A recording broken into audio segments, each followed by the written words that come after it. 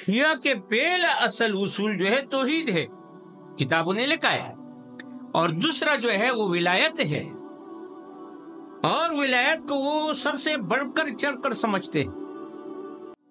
بلکہ ہمیں کہتے ہیں نا، سنی اہل مسلمانوں سے کہتے ہیں کہ مسلمانوں، تمہارا تو یہ عقیدہ ہے کہ پیغمبر صلی اللہ علیہ وسلم فرماتے من صلی علیہ عند قبری سمعتہ ومن صلی علیہ نائیا ابلغتہ، جو میرے قبر کے سامنے درود پڑھتا ہے اور سلام کرتا ہے تو وہ میں خود سنتا ہوں۔ اے مسلمانوں، تم تو یہی کہتے ہو، اہل سنت جماعت سے کہتے ہیں۔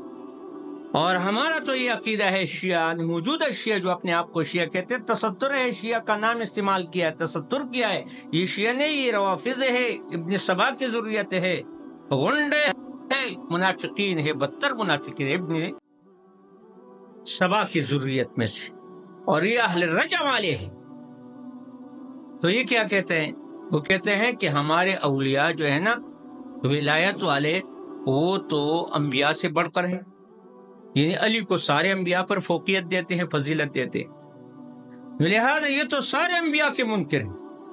اور یہاں تو پیغمبر صلی اللہ علیہ وسلم کا بھی انکار کر رہے ہیں موجودہ نام نہاد شیعہ۔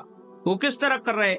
وہ اس طرح کہتے ہیں کہ تمہارا نبی تو اس وقت سنتا ہے جب قبر کے قریب اس پر کیا ہے، درود السلام وغیرہ بیچا جائے، اور ہمارا ولی جو ماں کے پیٹ میں سنتا ہے، لہذا یہ بڑھ کر کافر ہے، اس لیے کائنات کے بدترین کافر ہے۔ اس لیے علامہ شعبی نے اور بن شراحیل العامری نے جو فتویٰ دیا تھا وہ صحیح تھا کہ کائنات کے بدترین کافر یہ ہے۔ یہودی اتنے کافر نہیں ہے، نصارہ اتنے کافر نہیں ہے، ہنود اتنے کافر نہیں ہے، مجوسی اتنے کافر نہیں ہے جس طرح یہ لوگ کافر۔